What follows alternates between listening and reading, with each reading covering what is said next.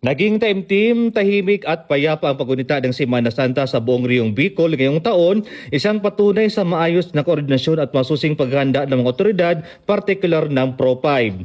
Ayon sa ulat, malaki ang naging papel ng Pro-5 sa pagpapanatili ng kaayusan sa pamumuno ni Police Brigadier General Erosito N. Miranda, Regional Director.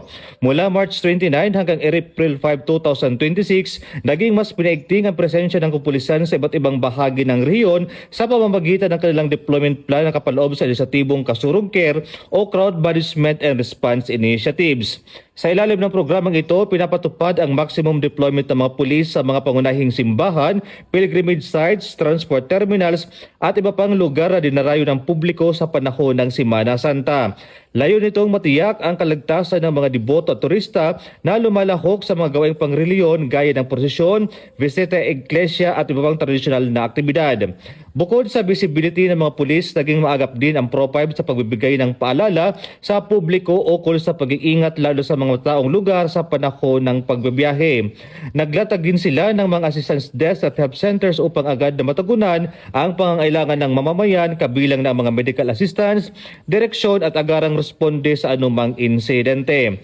Hindi rin huminto ang pagpapatupad ng mga police operations sa buong linggo. Patuloy ang mga checkpoint, mobile patrol at intelligence monitoring upang maiwasan ang krimen at matiyak ang kapayapaan sa komunidad. Dahil dito, nanatiling mababa ang bilang ng mga naitalang insidente sa rehiyon kumpara sa mga nakaraang taon. Sa kabuuan, naging matagumpay ang pagdiriwang ng Semana Santa sa Bicol, hindi lamang dahil sa pananampalataya ng mga mamamayan, kundi dahil din sa epektibong pagpapatupad ng seguridad at serbisyong hatid ng kapulisan.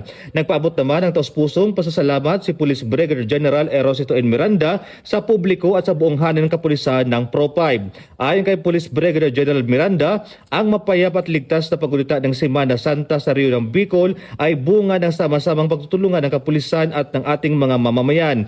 Taus-puso ang aming pasasalamat sa iyong pakikiisa, disiplina at kooperasyon. Binigyang diin pa ng Regional Director na ang patuloy na pagtutulungan ng komunidad at kapulisan ay mahalaga upang mapanatili ang isang ligtas, maayos at mapayapang kapaligiran hindi lamang tuwing Semana Santa kundi sa pang-araw-araw na pamumuhay ng bawat Bicolano. Mula dito sa Bicol Region, ako po si Police Staff Sergeant Mark Culito P. Lubindino Jr.